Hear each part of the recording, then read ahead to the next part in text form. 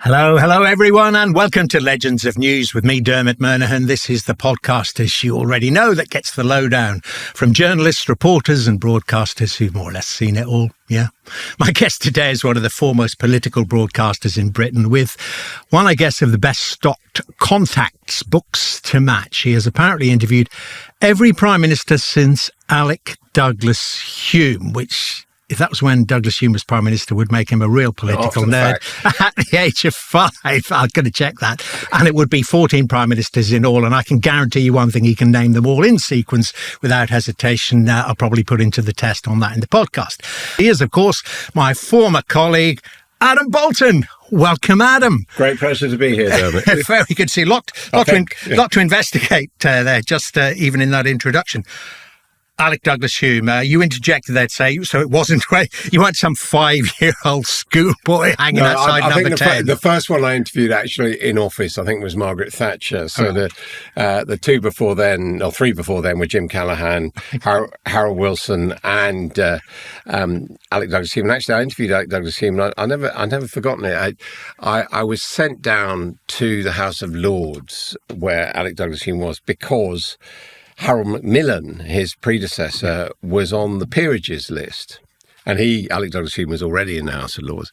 So back in those days, he used to send in a message with one of the ushers into the House of Lords. And Douglas-Home came out, and I'd said on the note, Harold Macmillan has been nominated for a peerage. So he came out, and the first thing he said was to me, "Is this some sort of joke?" And I couldn't understand why he'd think it was a joke. And I said, "No, it's not a joke." And fortunately, back in those days, we didn't have mobile phones, but we did have wire copy. So fortunately, I was able to give him the embargoed wire copy and say, "Look, it's true, straight up, Your Honour." And then he was able to welcome Harold Macmillan to the House of Lords. But I didn't get the impression he was really too welcoming. So you mentioned that was later on, but then the other ones that weren't Prime Minister when you interviewed them, as you mentioned there, would have been what? Harold Wilson, Ted Heath and Jim Callaghan. How did you come across them? Ted Heath, I came across a lot because, as you know, he did what they call the longest sulk in history, and he stayed on in Parliament. But he was unique in my experience amongst not only Prime Ministers, but just about politicians, in as much as he actively entertained journalists. He used to invite you to come to dinner when there was a party conference in Brighton nearby at his home in Salisbury, and you'd get on a chauffeur and you'd go over. So he wanted to meet journalists. I did quite a lot with him. And the amazing thing about him was if you were at dinner, everyone would be talking and be perfectly polite. And then Ted would say something atrocious, like, of course, everyone knows Margaret Thatcher was a lesbian, and the conversation would stop. Did he really say that? Yeah. And then everyone would politely resume again. So that was how I did him. Jim Callaghan, he also stayed active in politics, and I remember on one occasion, can't remember what it was, interviewing a double header with Ted Heath and Jim Callaghan together. Harold Wilson, I only met once, he was a great mate of David Frost, who I was working with on breakfast television, and he came in for an interview with Frost, but there was a story of the day that Frost didn't ask him about, so they said, "Well, go downstairs with a camera and get him on the way out." So I dutifully did. Yeah. But I have to say he was quite aggressive, and he was of the era of politicians, and this is true, I'm told, by other journalists of Harold Wilson, but it was also true of Charlie Haughey, that when you went up close with a microphone, the Irish teacher, yeah, if they didn't like you, they'd actually get a little punch in under the microphone. I mean, that was his attitude towards the press, and you could get away with it back then. Of course, there were no barriers outside number 10. You just surged forward, just like in the TVM foyer. Yeah, well, we'll get on to that in a moment. You reminded me there of Ted Heath. I'm slightly behind you in the numbers of them, but I did interview Ted, and he did the weirdest thing. As you say, he was pretty grumpy, and I remember it must have been him or his people who tipped us off that he was going to go to... Remember when you used to get through the post one of these things? Congratulations, you've won a house or a cruise, come along to claim your prize, or a timeshare in Tenerife. And you just throw it in the bin, junk mail, as then was and still is. And Ted Heath was going to go along and claim his prize and show that it was... I remember going to it. And there's Ted going, "Well, where is my house?" I just thought, this is Ted Heath. What on earth is he doing? You can never quite tell whether grumpy. he was serious or whether he had a really dark sense of humour. Very, very funny man. So you mentioned there TVAM. I mean, and we've done quite a lot of your then colleagues there as well here, Anne Diamond, Nick Owen. Just how revolutionary. I was there before then. That was, of course you were. I mean, you were right. You were there at the start. And you mentioned David Frost, one of the founding members. But you were very young, and did you go straight in as political editor? How did you do that? I was very lucky. I mean, I got into journalism obliquely. I mean, I suppose I'm kind of a bit at the posh end, public school in Oxford and all that kind of stuff. But my best friend at school, his father was one of the Sunday Times Insight journalists. Mm-hmm. And when I was about to leave university, I was thinking about, trying to get on a traineeship and all that. And he'd been a Washington correspondent. He said, you don't want to do that. Why don't you go and do a graduate degree at this university in Washington? And it sounded more fun than going Was that Johns Hopkins? Johns Hopkins, yeah. And so I went there, and I didn't study journalism. I studied, basically politics and economics and history. And while I was there, Washington, it was great. I worked as a stringer for the Third World Wire Service, covering things like the Falklands War. And then I came back to England after 2 years, and this was 1982. My father said to me, God, you're going to be on the dole forever, go and sign up. But at the BBC External Service, which was then in Bush House, there was this maverick guy called Leslie Stone, who ran what was called the Central Current Affairs Talks Department in BBC language. Blimey. And what that involved was writing stories, explaining the news, which were then translated into one of the 32 languages, or it was a kind of auction. You wrote the talk and then they all picked it up. It was a sort of inverse pyramid. The most important people were the people writing about the Soviet Union, and then it was Eastern Europe, and then it was Africa. Bottom of the pyramid was Britain and America. And I was there actually something called a copy taster, which was literally getting the lavatory roll of wire services coming out, tearing it off, collecting the material and giving it to the people who were writing on the individual stories. And after I'd been doing that for about a week, the bloke who covered Britain and America went on one of these BBC attachments, right? So Leslie said, well, you've just been in America and, you understand British politics. You can fill in for him. So I filled in for him, at which point the ads came up for TVAM. And the good thing about TVAM at that stage was, and you were part of this as well at Channel 4, it was new opportunities for people in television. Sucking people in. People who'd been turned down like me by ITV and BBC and all that. Yeah. Suddenly they said, we're looking for new people, looking for new blood. And TVM actually had a policy of they wanted young people who they considered to be bright, but who didn't necessarily have any experience in the thing.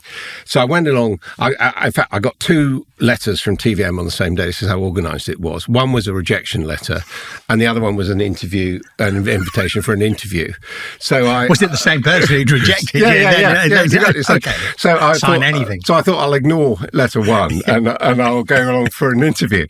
So I went along for an interview, and as I say, they were a little bit sort of intellectually snobbish at that stage and all that. TVAM, of course, its original incarnation. And there was a bloke called Hilary Lawson, who I thought was the student union rep, who was actually the editor of the whole station. And he sort of said, oh, well, thanks for coming along. What are you doing today? And I said to him, well, actually, I work for the BBC. I'm writing a talk. And he said, yeah, what's it on? And I said, it's on Cuba leaving the gold standard, which was absolutely true. But that was right up his street, so I got the job. Wow. And it was like that. And then what happened? How it changed, yeah. Yeah. And then what happened at TVAM was basically they had a lot of people with highfalutin ideas, but who had no idea how to run a television company. Or the audience they were addressing. All the audience they were addressing. And it had been... you remember, I mean, it had been a massive news story who was going to get the breakfast franchise and the back then they were awarded to people you liked, and they were the so-called famous five, which included David Frost and Michael Parkinson, the interviewer, and Angela Rippon and Anna Ford and Robert Key, who was the great intellectual panorama presenter and all the rest of it. And so they got the franchise, but really no idea how to run a television company. And then the figurehead of it was Sir Peter Jay, who'd just been the ambassador to Washington. And also behind it was a guy called Jonathan Aitken, the MP. He was behind the business. But anyway, it had all been overhyped, and everybody thought that from day one you'd make a lot of money. Right, that was the point. And the point is, it doesn't work like that. You have to build an audience and all the rest of it. And so after about a month, where they realised they weren't, it wasn't a license to print money immediately, everyone sort of panicked. And basically, just about everybody is sort of circular firing squad, and they all shot each other and all the rest of it. Blamed. Yeah, and it basically, it ended up that all us in our early 20s were too junior to be fired, and we ended up putting the thing on screen.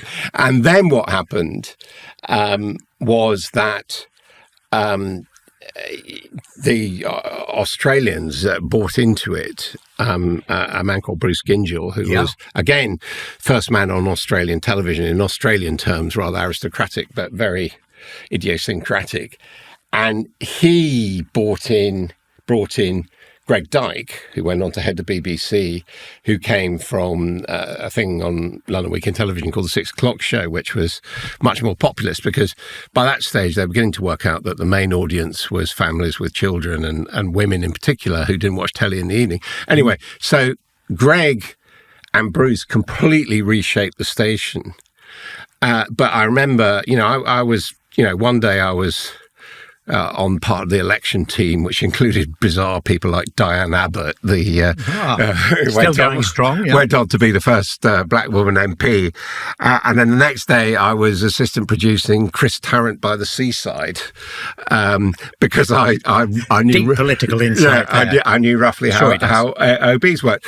And I remember it well. A lot of people, Greg Dyke, then inevitably two big egos, Dyke and Gyngell, fell out.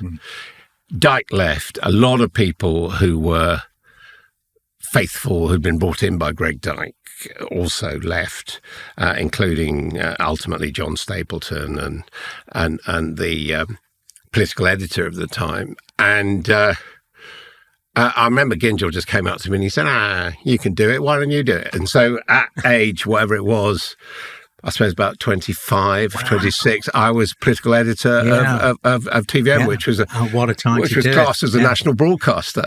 And the amazing thing was, from the point of view of the two main parties at the time, I mean, I walked in the room and Bernard Ingham said, look, as far as I'm concerned, I've never met you before, but press secretary to Margaret Thatcher. To the Prime Minister. And he just said, look, you're a broadcaster, I'm going to treat you exactly the same as I treat the BBC and ITV and all that. And he put me in the queue. And so there I was behind Julian Haviland of ITV and John Cole of the BBC and me queuing up for doing interviews. And then Jon Snow from... kind of pinching yourself. From Channel 4. Imposter syndrome. Yeah, well, not imposter syndrome. You were up for it. And the thing was, Thatcher was also completely open to us, because she didn't, she was not a respecter of journalists in particular. So she thought, Adam Boulton, Michael Brownson, what's the bloody difference? I'll do the interview. So it was a tremendous opportunity to, build up a relationship. And back then, unlike today, where they tend to do... Well, you're on a list or you're not on a list, but back then, nowadays they do sort of sound bites, they do a pool interview.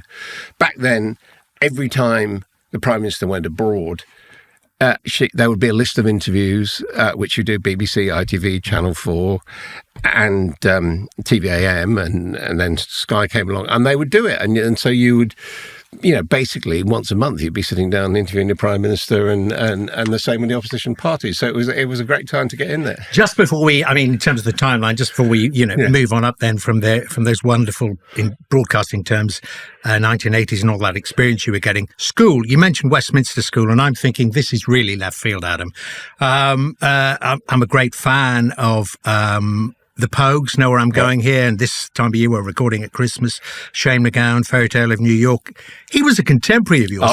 He went to Westminster School, didn't he, believe it or not?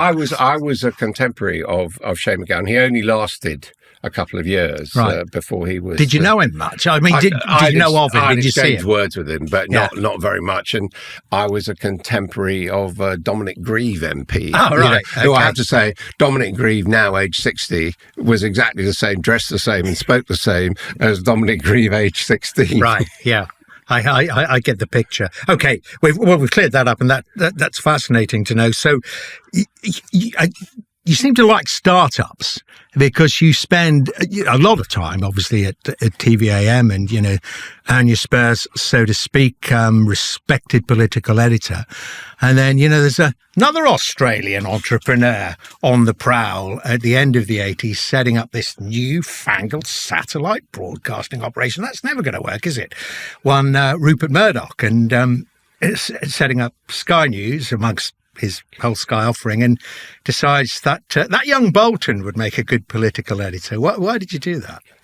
I did it because I was offered it. I mean, it was Andrew Neil, actually, who I had got through, because by the time I was 6 years at TVAM, and by the end of it, I was doing some presenting, and, I was having panel programs with people like Andrew Neil and others on. And I remember Kay Burley got the call first to go and be a presenter of at Sky News. And I remember asking myself... And she was a colleague with you. Yeah, she was a close colleague at TVAM. She was a reporter, and she was picked to be some of the inaugural presentation team. And I remember asking myself quietly, am I envious of Kay? And I thought, yeah, I am. Why? Because I just thought it was a tremendous opportunity. It was a tremendous opportunity. I mean, what we had done to a certain extent at TVAM was done more live reporting and made it a little bit more informal, talking about what was going on. So as well as the interviews, quite often you'd be standing in an empty room saying either later on today, big things are going to happen here, or yesterday, big things are happening here. So you had to kind of, be engaged, but make it up. And I just thought it was really exciting. I had, as I said, I'd been at university in America. I'd seen American television. I'd seen the beginnings of CNN, and Sky News was the second 24-hour news service in the world. And I just thought this is going to be exciting. And then I got a phone call, I think from Andrew Neil, saying, would I go and see John Lone, who was the first editor or head of news at Sky? And I did. And my only hesitation at the time was one of the reasons why I like television. I mean, maybe some listeners will guffaw, is because of the impartiality, because you don't have to take sides. And obviously, it was Rupert Murdoch run entity. We knew where the Sun and the Times were politically. And I didn't want to go if I was going to have to do, a Fox News or a GB News and follow a particular party line and probably a right-wing line. And I remember saying to John Lone, the Australian, I said, look, this is great and I'm very excited, blah, blah, blah. But do you want to do this news with a twist? We know what the laws are. We know you can't do it. But nonetheless, do you want to do this news with a twist, or do you want to do... And he said to me, that wouldn't work. By which he meant, and I had been through the technician strike at TVAM, so I knew about getting involved with the politics of the time, by which he meant that if you, at that time, we're talking, the very late 80s, if you had tried to do a television news channel competing with BBC or ITN and be biased, the regulator of the time would have said you can't do this, but B, one or other of the parties would have said we're not going to play, we're not going to give you access to our material. And if you didn't have access to material, you couldn't compete. And so it was very reassuring to me that he wasn't saying, oh, no, we wouldn't possibly think of that, and we're going to set up a editorial panel. It was as he saw it entirely in practical terms. And I have to say, I mean, you were at Sky a bit later on after your stellar career. I never had any political interference from Murdoch or the Murdoch organisation. I was going to ask you that. In the 30 years I was there. I want to drill down on this issue of impartiality because, as you say, yes, some viewers and listeners will go, right, And did it annoy you? It certainly did me in my 16 years at Sky. You spent twice that, almost exactly, at Sky. And particularly in those early days, that idea that because Rupert Murdoch had set it up and he broke the print unions in the mid-'80s, that he was, right-wing, had an agenda. Now, he may well have been, still is right-wing. We never know. I never met him. I never got anything passed down to me. I, like you did, political shows, interview shows for Sky News, would ask, well, is there anything, the boss class, is there anything you want to ask? You think we should address here? And I would always get the reply saying, well, if you can't think of something to ask them, then you shouldn't be doing the job. It was like, you're on your own. No. That's why we hire you. No, it was absolutely like that. And, I mean, I must have met Rupert Murdoch, I suppose, about half a dozen times in 30 years. But never editorially. Never editorially. All he ever wanted was gossip, not prurient gossip, but, how's the Labour Party doing? What are the Scots Nationalists going to do? And even, I remember I had a bet with him once about whether Schroeder was going to be re-elected. And German Chancellor. Yeah, German Chancellor. And I won the bet, but I didn't actually collect, Hey, Rupert, you owe him a few quid. Yeah. Million? No, it wasn't a big bet. Other person I won a bet against was Jerry Springer. Okay. And he did pay up. He tell us what that was about. He said it was...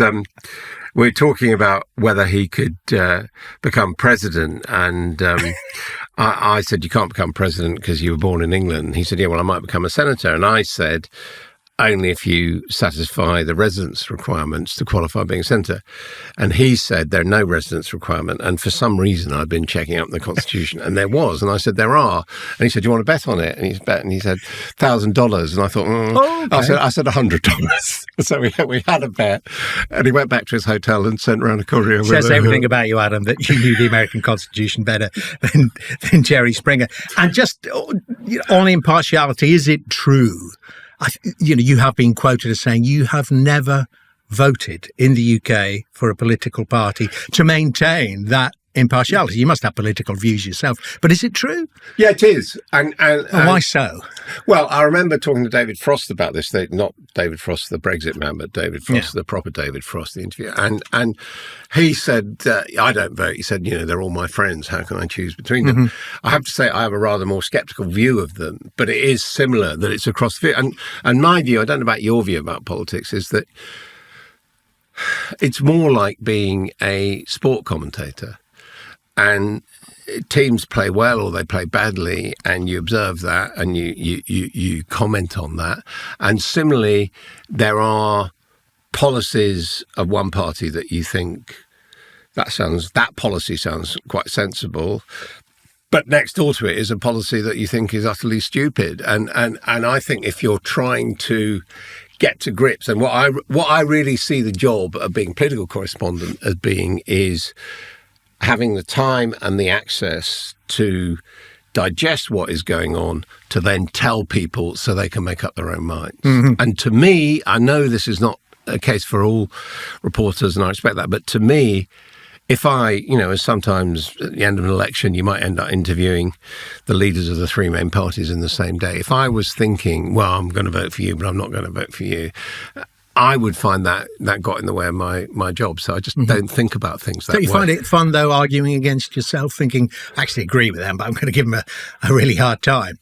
Yeah, no, but you have to. Anyone you're interviewing, you have to think. I mean, I think, and, you will have your own text, but the first thing I want to do when I'm interviewing someone is to get them to talk, to say what they want to say, however ludicrous it may be, to put that on the record. I think that's fair. They're politicians or campaigners. The next thing is then to say, well, let's look under the bonnet a bit of this. Does this make sense?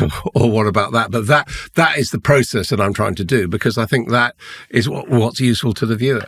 How do you perceive politicians overall? And, let's date it then and now as well. Is it just us getting older that there seem to be bigger beasts around in the 80s, 90s and noughties, and they're pretty pygmy-esque now, if I'm allowed to use that phrase? And is it true that you, in moments of stress after long election campaigns, have said it's a pity they can't all lose? Yeah, I think I quite often feel like that at an end of an election campaign. I mean, as you say, you have to be cautious about growing old and things used to be. But what I would say is that when I started in the 80s and really all the way through to the Blair era, you had a lot of direct access to cabinet ministers and shadow people who wanted to talk to you and wanted to make their arguments to you. So, we're talking about, whether there was bias at when we set up Sky. And I remember setting it up, and I remember going to see Roy Hattersley, who, difficult man at times. Deputy leader of the Labour Party. And I said to him, you've met me at TVAM. I'm now going to this new company, Sky News. And as you know, I've just been through the technicians' strike, when technicians went on strike, the journalists didn't, and all that. And I said, how are you going to treat us? And he just said to me, look, if you're straight with us, we'll be straight with you. And that was how they used to regard it. They used to see it as their responsibility to go on the record and to talk about whatever they wanted. And to this day, if those who are still alive, whether it's John Major or Jack Straw or whatever, if I bump into them, they'll want to talk about politics. Now, what has changed, and I think the pivot was during the Blair era, even although Blair himself was quite accessible, was the rise of the spin doctor and the rise of the special advisor. So now they keep them away from us. There are layers and layers. Yeah, layers and layers. They keep them away from us. And if by any misfortune they actually find themselves in front of a camera and interviewer, their media training is say nothing. Whatever you say nothing. Whatever you say, just say, the other lot are bad and we're doing a good job, however specific the question is. And Keir Starmer is really bad. So that, I think there has been a degradation of the interaction. And of course, in my view, that only worsens the cycle of politics, because it means that the polarizers and the online influencers and everyone can just pile in and say what they like without any real challenge coming back from the politicians. And indeed, some of the politicians trying to recruit them kind of unfairly to lead. So that, I think, is downhill. Now, as far as is the quality of politicians less? I mean, you think of people, when I started, like, Dennis Healey or Dennis Healey. Yeah, you had a nice chat with him, didn't you? Well, Still a bruiser then. He did punch me. Yeah, but that's where it all started. Or Ted Heath or Margaret Thatcher or whatever. These were people, certainly in the case of those first two, who'd been through the war, been shot at, fought very hard for their principles, and they weren't afraid of journalists, and they wanted and they would talk to journalists. Mm-hmm. Whereas now there's a generation who've grown up in basic peacetime and prosperity, and they are afraid of journalists. Mm-hmm. I think wrongly, although there's some nasty journalists out there, but they are afraid of journalists, and they don't really want to answer back. And I think that is a problem. And you do have to ask yourself, and this is where I would, on behalf of our trade, take some of the blame. I'm glad to call it a trade, not a profession. Yeah, it is a trade, because, yeah, exactly. I got 2 degrees and 2 honorary doctorates, and I work with people who left school at 14 or whatever, doing exactly the same job. So it's not about qualifications. The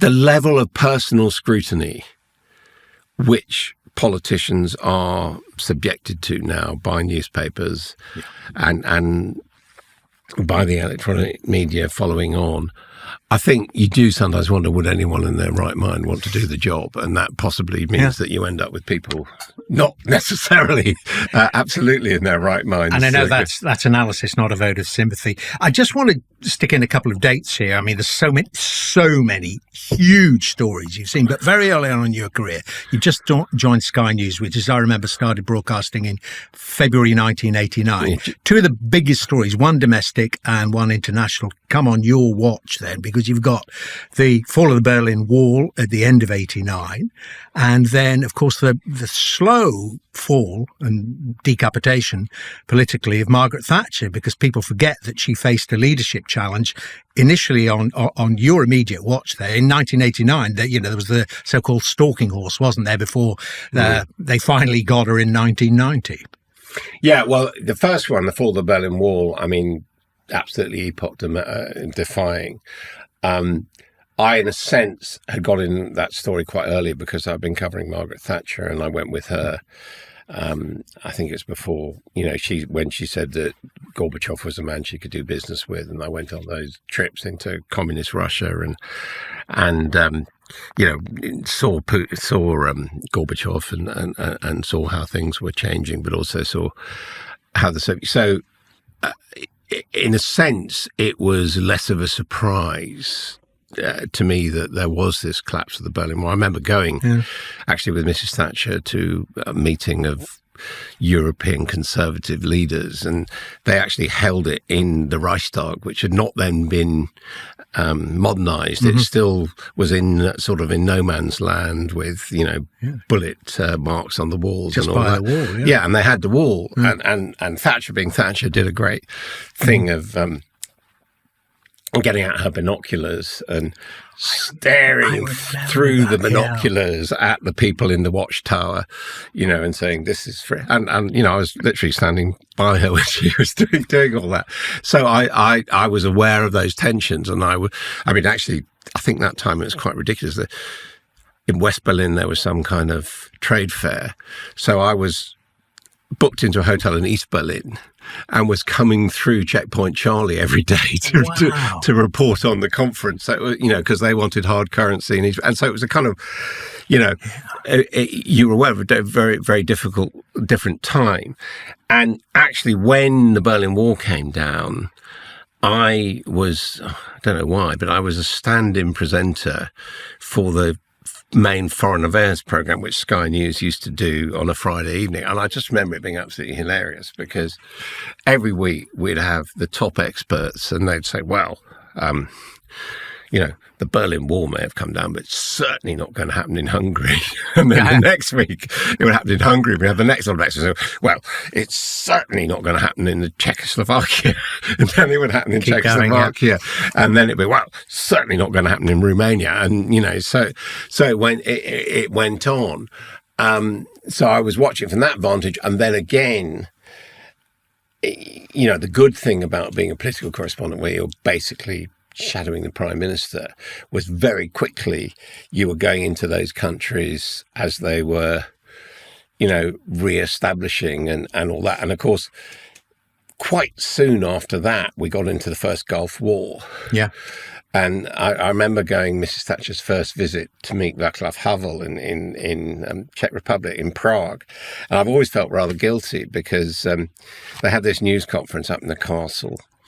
And they were going on about, you know, how the civilized world had to be united against Saddam Hussein and liberate all that.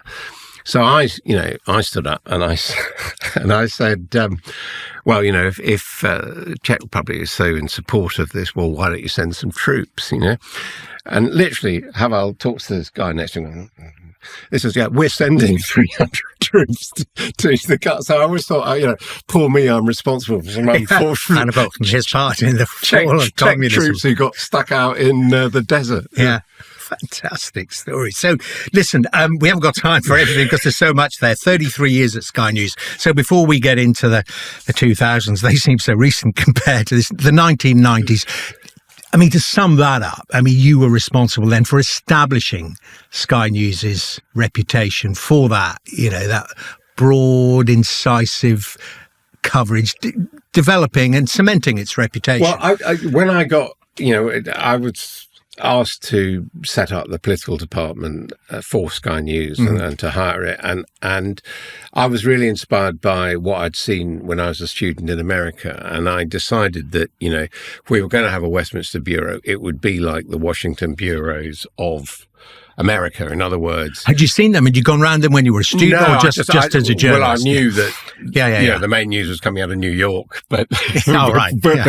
Not that everyone was in Washington. I'd seen them do it, but I hadn't been there or anything.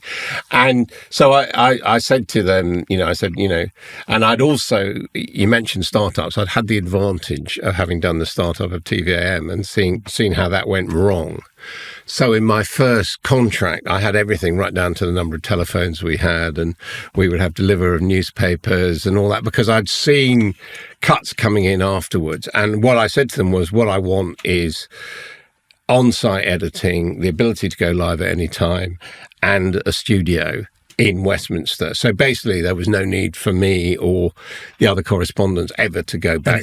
That studio's still back there to this day, vastly expanded. It's moved around. But we were the first people who did that. I mean, if you were John Cole, for example, the great John Cole, he would have a desk in the House of Commons where he couldn't work, couldn't film. He would then come outside, and on the Green or in Normanshire North, he would interview with people. An ENG crew. Yeah. He would then do a piece of camera. Wow. And then he would go back to Television Centre to edit anything. Yeah. And on high days, they might send an edit van, but it wasn't done. I had no idea. So the BBC did not have a Westminster studios right until the mid-90s or something. Yeah, exactly. And of course, that's when they copied Sky News and came up with a 24-hour channel. ITV, back in those days, ITV went back in a taxi and John Cole caught the tube or the bus or whatever it was. But that was how they did it. And I just said, we're going to do it differently. And the other thing was that we started just as the televising of the Commons was starting. So there was an opportunity to really present political stories in a different way, because you could, show what was going on in the Commons rather than... And then the final thing was, and actually, this is one of the things that John Sargent, I know you've had him on your podcast, who said to me, he said, what you do is you talk about British politics the way that we would talk about French or American politics, which doesn't affect us. In other words, I just felt much freer to say, if it was a bad day, I said it was a bad day. I didn't say, well, government did this and the opposition said that. I would do that. And what I'd also do is what I called action painting. So I would say, I don't have the definitive story, but this is the bits. This is what I know now, and I'm sharing. But you're trusting the audience then to take that information and do what they will with it, and you'll update it as you get more information. And I think it stood us in very good stead, because I remember, understandably, there was always this desire from the BBC to be the voice of authority, right? And it actually got them into trouble twice. One time was on a major story when the Americans bombed Libya, and the BBC opened their bulletin saying, Americans bombed Libya, worldwide condemnation. And Norman, the famous Kate Adie. And Norman Tebbit, who was then chairman of the Conservative Party, I think quite. Now, the point was that a lot of people had condemned the bombing, but not everybody had condemned it. But why say it? And then another time, there was a train crash, the Paddington train crash. Oh, yeah. And I remember the BBC, back then they had a rolling news channel, and they actually said 100 dead in Paddington train crash. Now, the point was, at that stage, the police were saying they thought there were 100 dead. But we, on Sky News, were reporting that story. And actually, I'd been on a train coming to Paddington on that same day, because I think we'd all been in Wales for some thing. And we just said, train crash, police say 100 dead, maybe. And that is actually a crucial difference, that you're not claiming to absolutely know it, No. but claiming to tell people the best that you know. And that often, serves you in quite good stead. And that was what we built up over, a daily news cycle when, maybe you'd be on television. Back in those days, you probably start at 10 in the morning and go on to 11. Well, you did. Yeah. And still do. Yeah. Indefatigable. I mean, your reputation, and it's true. 2 hours sleep. That famous picture of you at some conference, I can't even remember it, sleeping on the bare floor for those 2 hours and then back up and on the air again. Yeah, I never thought that would go. It was at a conference in Nice, the EU that's conference. The one. Well, that's enough to drive anyone to That was the small hours of Monday morning. And the conference had been meant to end at Saturday lunchtime. It was negotiation with entry. And what they did at the European Union was it was great catering and hospitality up until when it was going to end. So it ended at Saturday lunchtime, and we were then there for another 48 hours with literally nothing, but waiting for it to break up because it was quite an important negotiation. So we were there for 48 hours. That's why I was asleep. And I remember resting. I remember I was resting, and this German photographer came up to me and he showed me this. "Oh, Dick, on this picture, do you mind if I put it out?" And I said, "Well, fine, what do I care?" And then the next thing is on the front page of the Evening Standard or on the inside page. It was, yeah. Yeah. Boulton, after listening to one of those speeches. The thought occurs to me, though, so I fully understand there where you have positioned Sky News at that time and where, it reflects your attitude to journalism, that from, declaiming out loud, these are the facts and this is it, and to levelling with the audience. Yeah. Let's bring it right up to date now, because you have quite heavily criticised GB News. Yeah.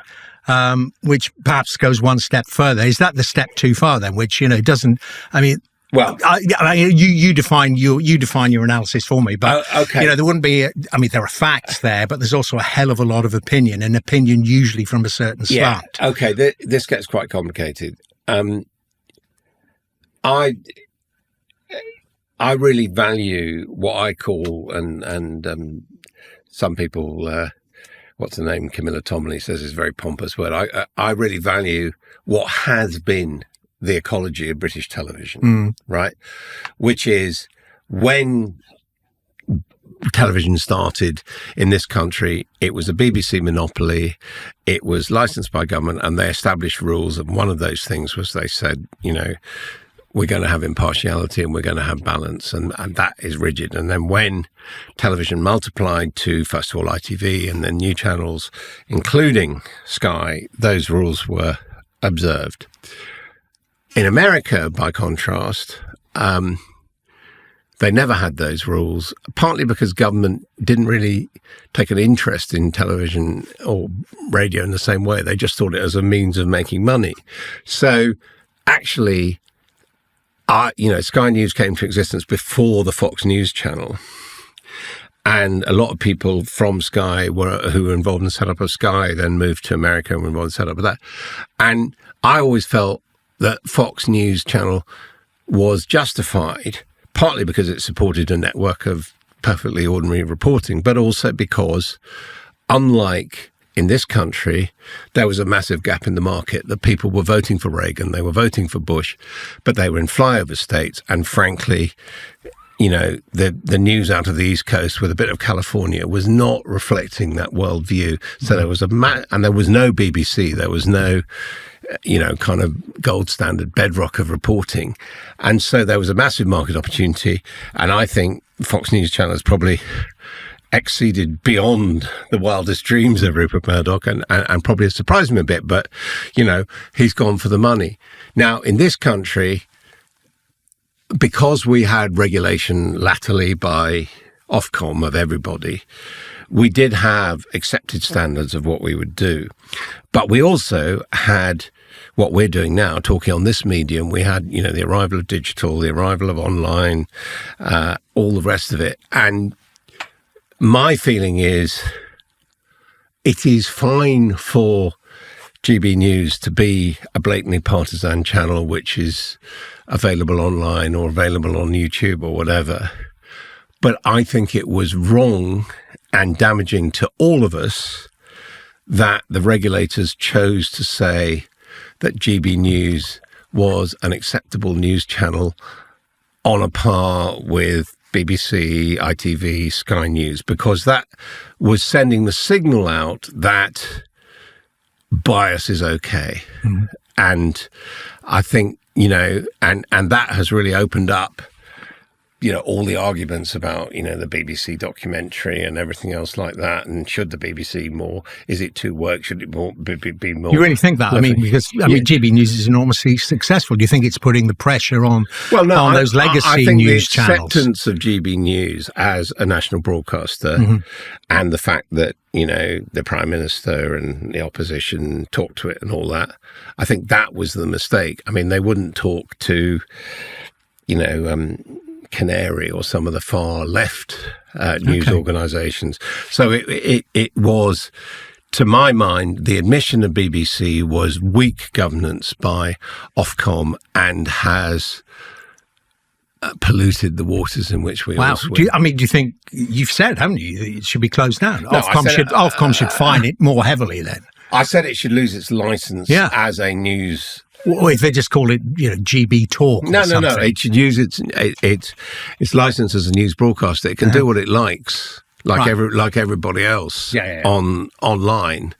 But to put it on a par with what we built successively in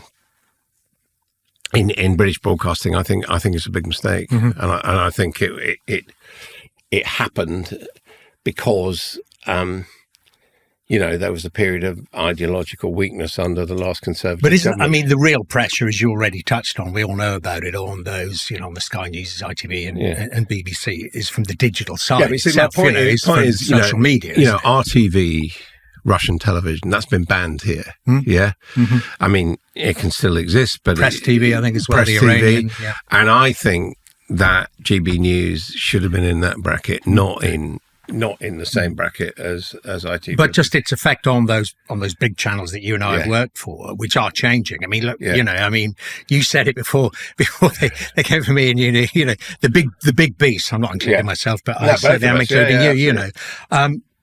Just didn't fit with the future direction, the digital direction. Isn't that more of a pressure? Isn't that the huge commercial pressure in particular on those big news channels now? Yeah, I think there are commercial pressures, but I don't think that is a reason for the regulators to give someone a leg up. That's the point. No, look, they're fantastic changes, and actually, the big question is whether linear news, as you and I know it, actually has a future. As we've already said, it seems that people under 30, people under 25, watch very little linear television, BBC, ITV, Sky, whatever.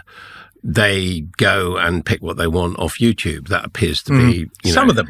That's why I'm doing this, because it's kind of to tap into that experience analysis that is still around, and forget the demography, the age range. Some people are still looking for trusted, experienced people to explain things to them. Yeah, I think they are, and that's what we're seeing with podcasts. Yeah. You and I might have views on some of the people doing those podcasts, but there's no doubt that they are diplomatic. I wonder where you got all that from. They are hitting a market. The problem to me is that is a self-selecting opt-in audience. Whereas I think the heyday of mainstream broadcasting was that, everybody welcome. It wasn't quite, you have to eat your greens, to use the famous comment. No, but if you don't get it from here, there's nowhere else to get it, kind of thing.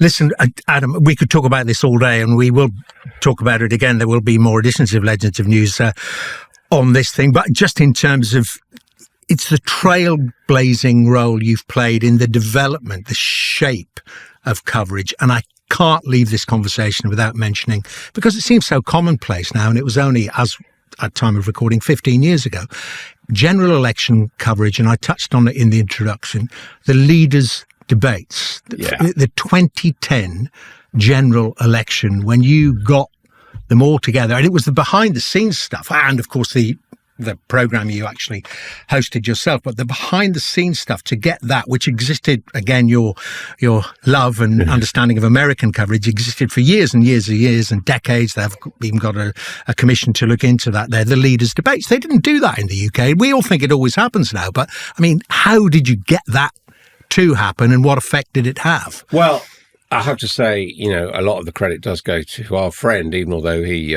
subsequently encouraged us to leave, John Riley, who was the head of but you were there twisting Sky arms News. and whispering in ears, and he basically said, "Look, we think we should do this. You've got and you can do what it takes to get it done," and we basically had to make up the rules, and, we decided that we had to have the three main parties, which meant Nick Clegg, Gordon Brown, and David Cameron. I have to say, I still think it's the way that we should do elections. But unfortunately, 2010 is the only time it was really done in a disciplined way. Because, to go back to the other things I was saying, I mean, what do people watch live on television anymore? They watch competitions, be it Strictly or I'm a Celebrity or whatever, and sport, and that's it. And this was a way of creating a dramatic live moment, if you like, that people would be talking about on the bus the next day. Did you see the three leaders? That's why I felt it was important. And I have to say, and it worked. Yeah, and we got the biggest audience ever and all that. And I also have to say that the political parties and the political leaders took that they understood what was being said. Also, Sky News under John Alec, we decided to be incredibly generous with this. So, in other words, we decided that we would campaign and use what methods we had to bring about the debates. But if we got them, we would immediately share them with BBC and ITV, and they could then come in and we would, have a committee and all that, which I'm glad to say I wasn't part of, to sort of try decide the arrangements. So then it then came down to persuading the parties that it was in their interests to do it. Never going to be any problem with the Liberal Democrats. I mean, obviously, this was their great opportunity to be on a par with the leader of the other two parties. The Conservative Party, at the time, 2010, were the favourites, but by no means certain of winning the election. And what we had to do to them was to say, if the Labour Party refused to participate, we will still go ahead with a full TV debate with David Cameron and Nick Clegg and say that Labour have declined to go in. Now, the so-called empty chair threat. But I think only a news channel could have done that because, you couldn't have done that on primetime, BBC One or whatever.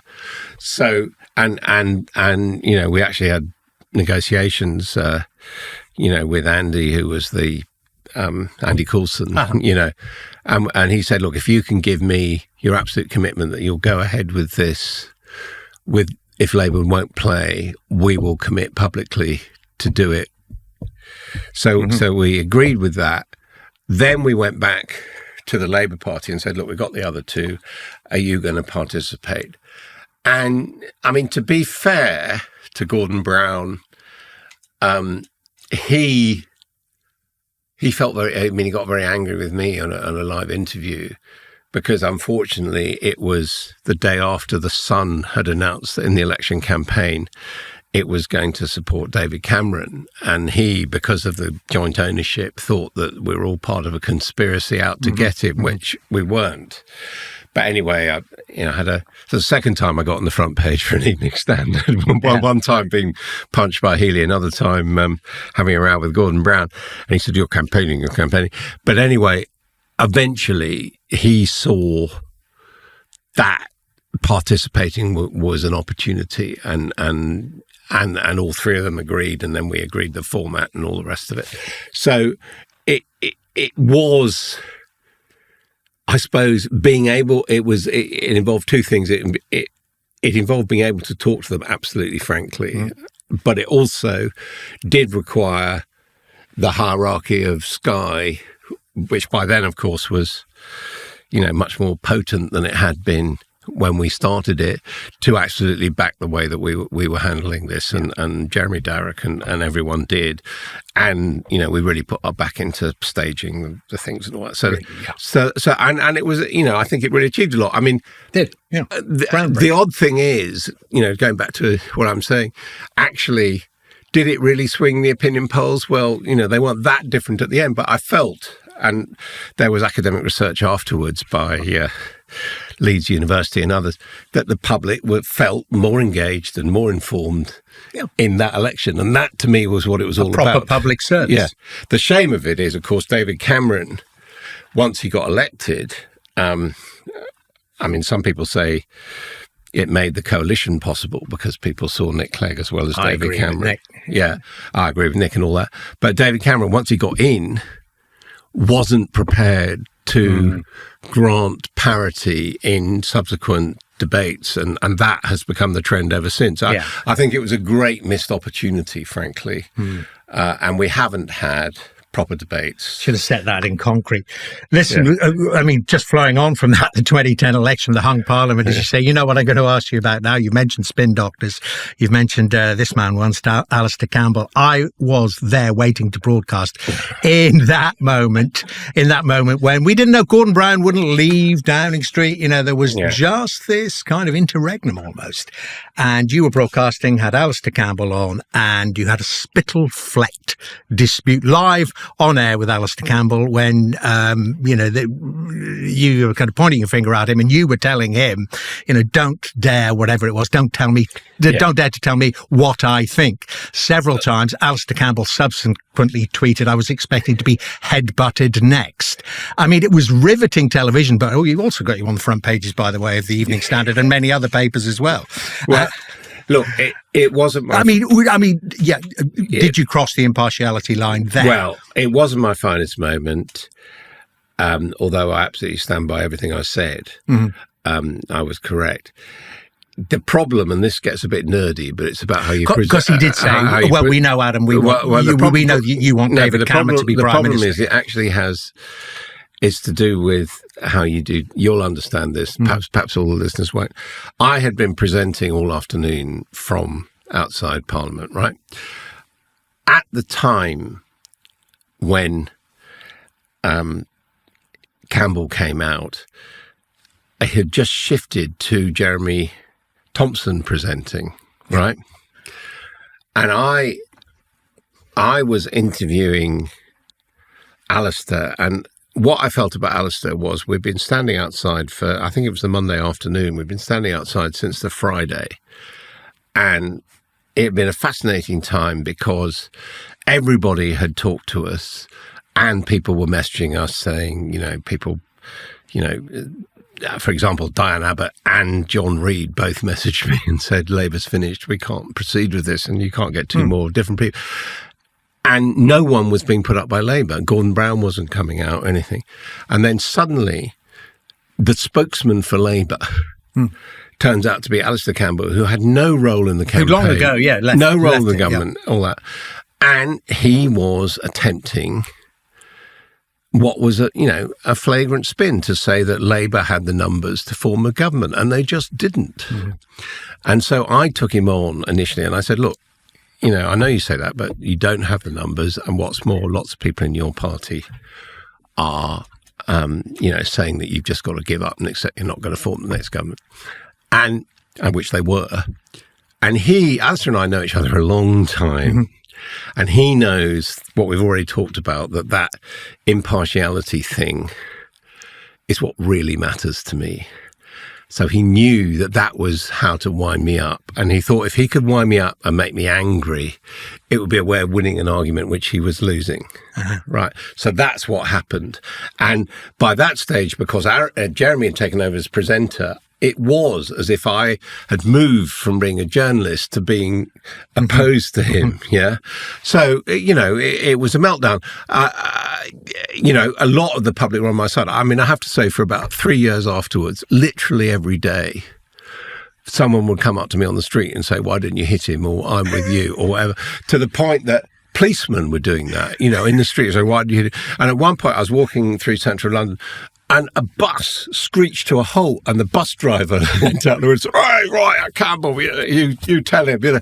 So there was a lot of public support. As I say, it wasn't a great moment, but it was actually about arguing over fact. What I resent is that Campbell then tried to use his connections with Rupert Murdoch and others to get me sacked, which I thought was pathetic. Yeah. Have you kissed and made up, so to speak, since? We see each other. We've come across each other. Yeah. I'm not a great admirer.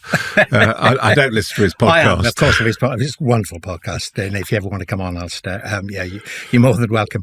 Listen, we're out of time. Adam, thank you very much indeed.